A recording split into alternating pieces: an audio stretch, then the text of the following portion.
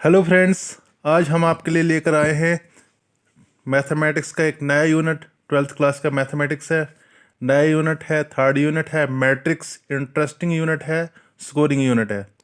तो चलो हम इंट्रोडक्शन शुरू करते हैं मैट्रिक्स की। मैट्रिक्स, सबसे पहले हम इसकी डेफिनेशन पर आते हैं। मैट्रिक्स क्या होता है? मैट्रिक्स जो है friends, matrix is an rectangular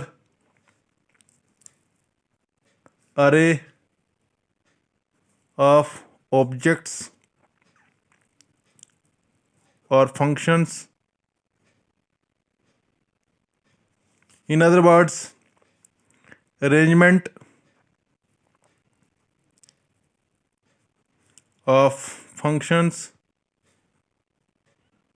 oblique objects in rows और कॉलम्स। तो देखो दोस्तों, हमारे पास क्या होता है कि जब हम कुछ ऑब्जेक्ट्स को या कुछ फंक्शंस को, या इन सिंपल अगर हम बताएं तो नंबर्स को रोज़ में और कॉलम्स में अरेंज करते हैं, तो वो जो हमारे पास अरेंजमेंट बनता है दोस्तों, हम उसी को मैट्रिक्स बोलते हैं। यहाँ पर एक जो पहली डेफिनेशन मैंने बताई उसमें लिखा हमने कि रेक्टेंगुलर अरे। रेक्टेंगुलर अरे बिल्कुल सही लिखा है, क्योंकि हमारे पास जो अरेंजमेंट बनेगा वो यूजली रेक्टेंगुलर शेप ही लेगा। एग्जाम्पल के तौर पर हमारे पास 6 नंबर्स हैं, मान लो 1 2 3 4 5 और 6। हमने इन नंबर्स को अरेंज किया। देखो हमारे पास ये रोज़ बन रही हैं, ये रोज़ बन गई और ये हमारे पास कॉलम्स बन गए। ठीक है। और दोस्तों यहाँ पर हमने एक ख्याल ये रखना है कि हमेशा जो ये हमारे ऑब्जेक्ट्स और जो फंक्शंस होंगे जिनको हमने रेक्टेंगुलर अरे में रखा है, उसको हम हमेशा इस ब्रैकेट में एनक्लोज्ड करेंगे।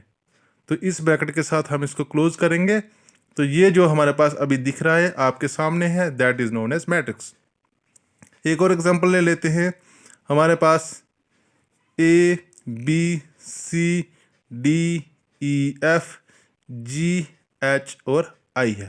तो ये जो मेरे पास अरेंजमेंट बना, ये हमारे पास एक रेक्टेंगुलर अरे जैसी बन रही है, और हमारे ऑब्जेक्ट्स और फंक्शंस जो हैं, या आप इनको सिंपल बोलो अल्फ़ाबेट्स जो हैं, वो हमारे पास रोज़ और कॉलम में अरेंज हुए हैं। तो हम इसी चीज़ को, जो ये हमारे पास बन गया, इसी को हम क्या बोलेंगे? मैट्रिक्स बोलेंगे।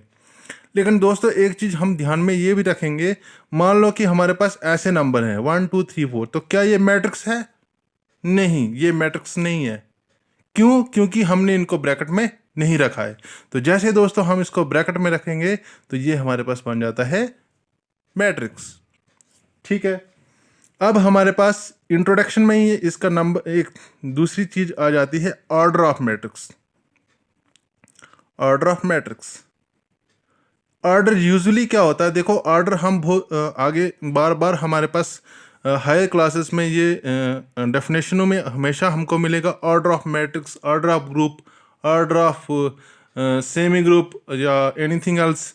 तो जो भी ऑर्डर होता है, ऑर्डर का हमेशा मतलब होगा number of entries, number of elements भी कह सकते हैं आप। तो ऑर्डर ऑफ मैट्रिक्स का भी मतलब यही है कि मैट्रिक्स में कितने एलिमेंट्स हैं, कितनी एंट्रीज हैं। तो जैसे यहाँ पर बात करें 1 2 3 4 5 6, तो इसका ऑर्डर 6 है, इसका ऑर्डर 9 है और इसका ऑर्डर 4 है। लेकिन दोस्तों एक मैट्रिक्स में ऑर्डर को लिखने का एक खास तरीका है।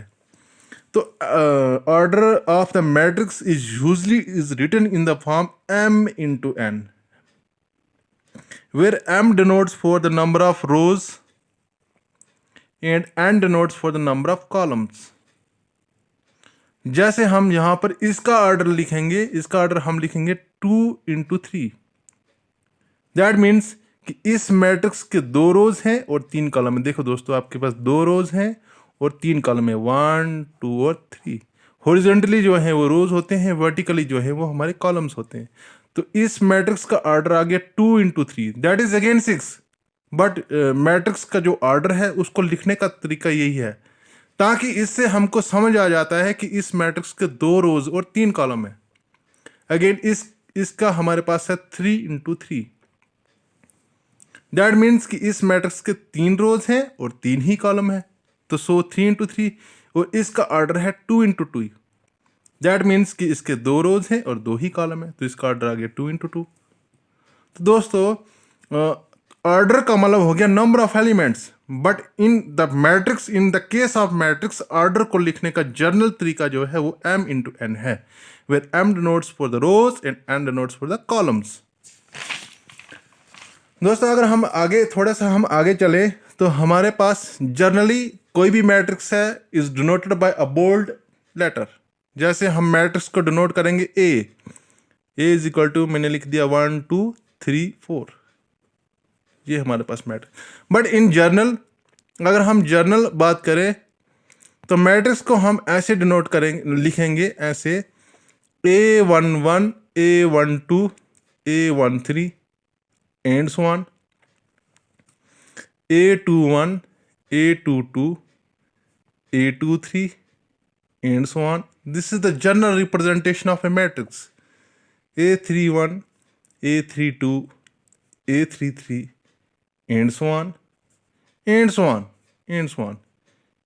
ठीक है, तो देखो यहाँ पर A11 का क्या मतलब है। A11 मीन्स ये जो एलिमेंट है ये एलिमेंट फर्स्ट रो का है और फर्स्ट ही कॉलम का है। A11 that is the entries of first row और फर्स्ट कॉलम। ये एलिमेंट आपके सामने जो ये वाला है, ये एलिमेंट फर्स्ट रो का है लेकिन सेकंड कॉलम का है। ये एलिमेंट आपका फर्स्ट रो का है, थर्ड कॉलम का है, एंड सो ऑन। ये एलिमेंट आपका सेकंड रो के हैं, ये सारे एलिमेंट्स। तो देखो सबके पहले 2 2 2 लिखा गया है, दैट मीन्स ये सारे एलिमेंट सेकंड रो के हैं। लेकिन यहाँ पर 1 लिखा गया है, 2 1, दैट मीन्स ये एलिमेंट फर्स्ट कॉलम का है। 2 2 ये एलिमेंट सेकंड कॉलम का है। 2 3 ये एलिमेंट थर्ड कॉलम का है, एंड सो ऑन। ये सारे एलिमेंट थर्ड रो के हैं, तो फर्स्ट प्लेस पर 3 3 लिखा गया है।